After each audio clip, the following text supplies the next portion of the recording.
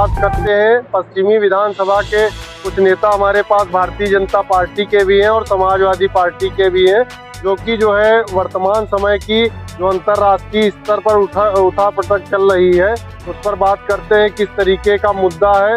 Bharatiya Janata party के नेता मुकेश भटनागर जी हमारे बीच में उपस्थित हैं और समाजवादी पार्टी के नेता हमारे जो है उपस्थित हैं। जानते हैं विकास यादव जी किस प्रकार की समस्याएं हैं और क्या चल रहा है क्षेत्र में, जानते हैं इन्हीं से। विधानसभा में गड्ढे बहुत देखे गए, तो गड्ढों के लिए क्या वर्तमान सरकार, आपकी सरकार क्या कर रही है? देखिए, अब आप खुद ही आए हैं और आपके सामने ही रोडें बन रही हैं।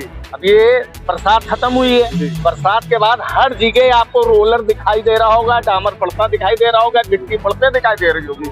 दीपावली से पूरा क्षेत्र में आपको चमचमाती रोडें दिखाई देंगी और ये हमारी सरकार कर रही है। सर, अभी पूर्व में आप डिप्टी सीएम भी आपके क्षेत्र में आए और बिल्कुल आया, आमंत्रित किया, आपने काफी स्वागत भी किया, आपने क्षेत्र में सब बोर्डिंग वगैरह लगवाई।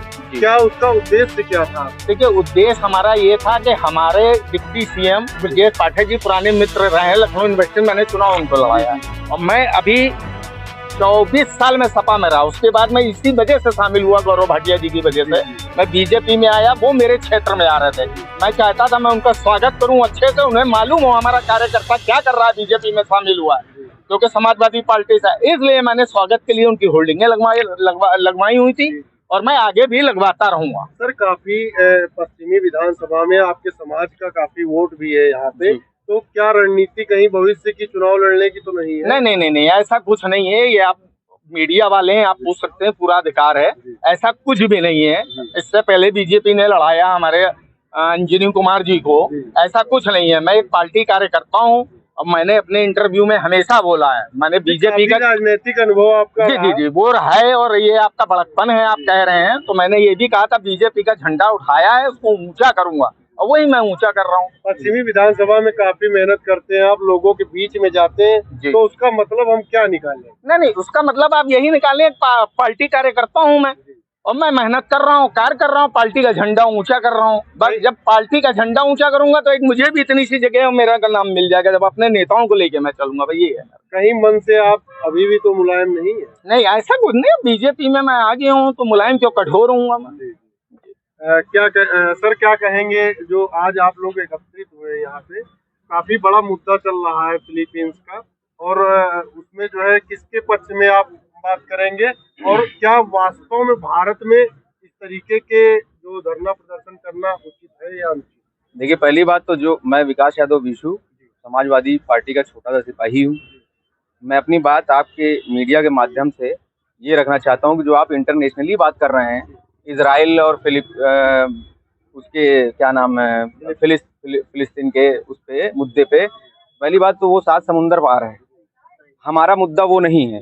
हमारे देश का जो मुद्दा है वो आप लोग दिखाई नहीं रहे हैं। वो मुद्दा दूसरा है। वो आज़ादी के पहले की उनकी लड़ाई है, ज़मीन का विवाद है।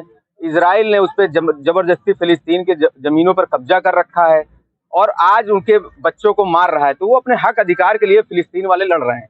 ठीक है, इसमें उनका कोई दोष नहीं है। अभी राष्ट्रीय अध्यक्ष जी ने जो है दीवाल फांद के काफी चर्चा में रहे जी, तो उस पर क्या ऐसा कार्य करना उचित है? देखिए, ऐसा है, वो हमारे महापुरुष हैं। जयप्रकाश नारायण जी को हम जो है उनको श्रद्धांजलि देते हैं और कल की घटना पे हम ये कहना चाहते हैं कि JPNIC बनाया राष्ट्रीय अध्यक्ष जी ने, हमारे अखिलेश यादव जी ने, और उसको आपने ताला लगवा दिया एन मोमेंट पे।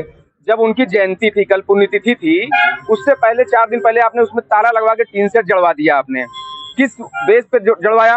महापुरुष के मूर्ति पर आपने काली पन्नी से उसको ढकवा दिया। महापुरुष की मूर्ति पे काली पन्नी डलवा के ढकवा दिया आपने।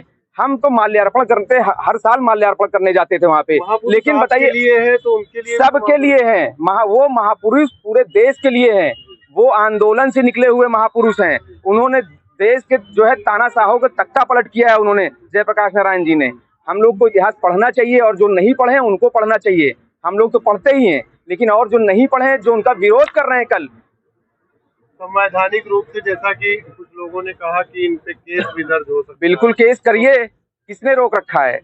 करके देखिए, आप केस कर दीजिए। क्या कहेंगे, क्या इस तरीके के कारनामे करना अच्छी बात है? नहीं है तो नहीं अच्छा, लेकिन नेता अपनी पार्टी के लिए करता है तो वो झेलेगा। और नेता जो भी होगा, चाहे मैं ही हूँ, मैं बीजेपी पार्टी का बहुत छोटा कार्य करता हूँ, और पार्टी के लिए आन बनेगी तो मैं भी ये करूंगा। मुकदमे से नहीं डरता है नेता, जो मुकदमे से डर गया वो नेता कहेगा, और पुलिस से डर गया, थानों से डर गया। वो एक ही पार्टी की मुखिया, मैं नाम लेना नहीं चाहूंगी, वो बसपा वाले डरते हैं ये सब करने। देख लिए पार्टी का क्या हाल हो गया उनका, तो हर आदमी करता है। सर, मैं ये नहीं बसपा कहूँगी। पे भी आरोप लगा था कि भाजपा की बी टीम, तो उस पर क्या? देखिए, ये मीडिया और विपक्ष ये आरोप लगाया करता है।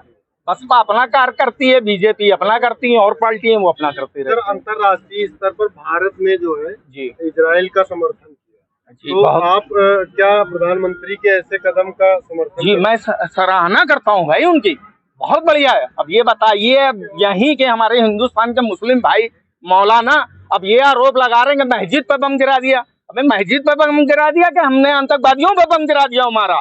और आप कल देखने वाले हैं 200 ठिकानों पे उसके क्या नाम, दीप जो है वहाँ का मुखिया, जिसने हमास में जो मास्टर माइंड है, अब बताइए उसके पिता भी मारे गए, उसके परिवार के भी लोग मारे गए। 200 जगहों पे हमला हुआ है बमों से, और इसराइल वायुसेना ने हमले किए, ध्वस्त कर दिया, खंडहर बन गया है। तो ये अच्छी बात जी। भारत की सुरक्षा को लेकर के इससे खतरा बढ़ नहीं रहा? कहेगा खतरा बढ़ रहा है, किस लिए बढ़ेगा? जो गलत है वो गलत है। हम तो कहते हैं जितने विश्व के देश हैं सबको समर्थन करना चाहिए। अगर खतरा बढ़ेगा तो उसके लिए भारत तैयार है? बिल्कुल तैयार है, क्यों नहीं तैयार है? वो भारत नहीं रहा पहले वाला 70 साल वाला।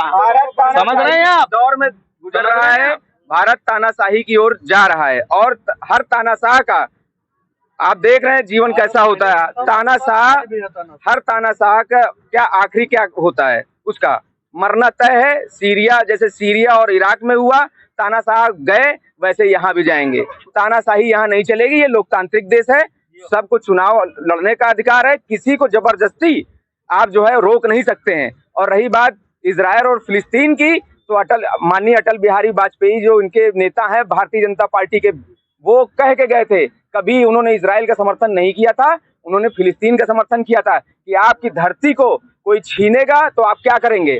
और फिलिस्तीन की धरती को हम ये नहीं चाहते हैं, हम अंतर्राष्ट्रीय के मुद्दों पे जाना ही नहीं चाहते हैं। वो भारत गवर्नमेंट का काम है, जाना चाहती है कि नहीं जाना चाहती है वो हमारे बड़े नेता करेंगे, हमारे प्रधानमंत्री करेंगे, वो उनका काम है। हम ये चाहते हैं कि आप मणिपुर 4-6 महीने से जल रहा है, आप उसको क्यों नहीं बात करना चाहते हैं? आप पूरी मीडिया, भारत की पूरी मीडिया इजराइल और फिलिस्तीन को दिखा रही है, मणिपुर को क्यों नहीं दिखाती है? जब वहां 2 बहन बेटियों को जो है नंगा करके टहलाया गया, रोड पे गोली मारा गया। अभी 4 दिन पहले की वीडियो है, लड़के को जो है नंगा करके टहलाया जा रहा है, उसको गोली मारा जा रहा है। तो आप मणिपुर पे कुछ नहीं बोल रहे हैं, आप इजराइल पे रोज डेली, मैं 2 दिन से देख रहा हूँ। कब्जे में है, मतलब किसके कब्जे में है? क्या समाधान भारत सरकार को करना चाहिए ना? क्यों? सरकार भारतीय जनता पार्टी की है तो क्या कर रही है वहां पे? वहां पे भी chief minister Bharatiya Janata party समर्थित है, वो उसके खिलाफ क्यों नहीं कार्रवाई हुई? हमारे इस दौर में, हमारे सरकारों में, जब कांग्रेस की सरकार थी, समाजवादी पार्टी की सरकार थी, तुरंत इस्तीफा होता था। लेकिन आज की गवर्नमेंट है, कहीं बलात्कार हो जाता है। हाथरस में देखिए, बहन बेटी का बलात्कार हुआ, उसको जिंदा जलवा दिया गया, कोई इस्तीफा नहीं हुआ। किसानों की इतनी हत्याएं हुई, किसान आंदोलन चला, उसमें कोई इस्तीफा नहीं हुआ कृषि मंत्री का। अभी हमारी देश की अंतर्राष्ट्रीय बहनें जो खिलाड़ी थी, वो बेचारी 1 महीने तक जो है धरने में बैठी रही, उस पर किसी खेल मंत्रालय, कोई बृजभूषण सिंह टहल रहा है, उसके ऊपर यौन शोषण का आरोप लगा, वो जो है कुछ नहीं, उसको नहीं इस्तीफा दिलवाया। बताइए, भारतीय जनता पार्टी कह रही है कि बेटी पढ़ाओ बेटी बचाओ, ऐसे सरकार चलेगी? भारतीय जनता पार्टी ये कर रही है, बलात्कारियों की सरकार है और देशद्रोहियों की सरकार है, सामंतवादियों की सरकार नहीं चलेगी, समाजवादियों की सरकार चलेगी। सर, क्या कहेंगे, इतना बड़ा आरोप लगाया है? नहीं, ये आरोप देखिए, ये हमारा स्वतंत्र देश है भारत, कोई भी कुछ बोल सकता है, कह सकता है। ये आप लोगों को भी दिखाई दे रहा होगा। कुल मिला के ये कह रहे हैं, मैं ये नहीं कहूंगा कि हमारे मित्र समाजवादी पार्टी के विकास यादव जी कि ये बोल रहे हैं, आरोप लगा रहे हैं। ये कुछ भी कह सकते हैं, आप कह सकते हैं, आप कह सकते हैं। ऊपर मुकदमा ही नहीं निकाला है। हाँ,